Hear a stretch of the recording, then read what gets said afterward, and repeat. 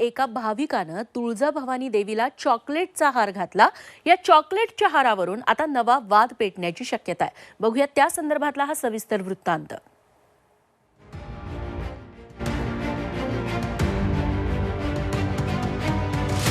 तुळजाभवानी म्हणजे संपूर्ण महाराष्ट्राची कुलस्वामिनी, छत्रपती शिवाजी महाराजांचं आराध्य दैवत, 3.5 पीठांपैकी एक पूर्ण शक्तिपीठ। मात्र आई तुळजाभवानीचं मंदिर यावेळी वेगळ्याच गोष्टींसाठी चर्चेत आलंय। तुळजाभवानी देवीला चक्क चॉकलेटचा हार घालण्यात आलाय। एका भक्तानं दिलेला चॉकलेटचा हार पुजाऱ्याने मंदिर संस्थांच्या परवानगीनं देवीला घातल्याचा आरोप आहे। त्यामुळे चॉकलेटचा हार घातल्याच्या दाव्यामुळे नवा वाद पेटण्याची शक्यता आहे।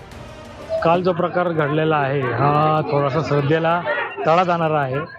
असं कृत्य करू नये लोकांनी। देवीचा जो सन्मान आहे, वास्तविक देवीला कवड्याची माळ अर्पण करतात, ती संपूर्ण महाराष्ट्राची आदिशक्ती तुळजाभवानी, तिचा आदर राखला पाहिजे असं आम्हाला वाटतं। देवीचा गाभारा हा फक्त फुलांचे हार आणि फळांनी सजवला जातो।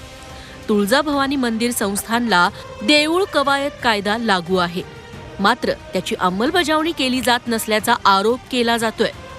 देऊळ कवायत म्हणून नियमावली आहे, त्याची अंमलबजावणी होत नाही। देवीच्या गाभाऱ्यामध्ये आजकालच्या काळामध्ये प्रत्येक गोष्टी, पूर्वीच्या काळात ह्या गोष्टी नव्हत्या। आता आंब्याचं, द्राक्षांचं किंवा फुलांचं हे गाभारा सजवला जातो, हे पूर्वी नव्हतं। तर मी ह्या माध्यमात असं म्हणतो की देवीच्या गाभाऱ्यात कुठलीच गोष्टी न करता ते ऐतिहासिकच ठेवा आहे, तो त्याप्रमाणे असू द्यावा। तुळजाभवानी देवी मंदिर संस्थान कोणत्या ना कोणत्या कारणानं नेहमीच वादाच्या भोवऱ्यात सापडलंय। मंदिर संस्थानातल्या 50 पेक्षा जास्त महत्वाच्या फाईल्स गायब असल्याचं प्रकरण नुकतंच समोर आलं होतं। त्याआधी देवीचे पुरातन आणि मौल्यवान सोन्या चांदीचे दागिने चोरीला गेल्याचा गुन्हाही दाखल करण्यात आला होता। आता तुळजाभवानीला चॉकलेटचा हार घातल्यानं संस्थांचा बेजबाबदार कारभार पुन्हा चव्हाट्यावर आलाय। ज्ञानेश्वर पतंगेसह ब्युरो रिपोर्ट, झी 24 तास, धाराशिव।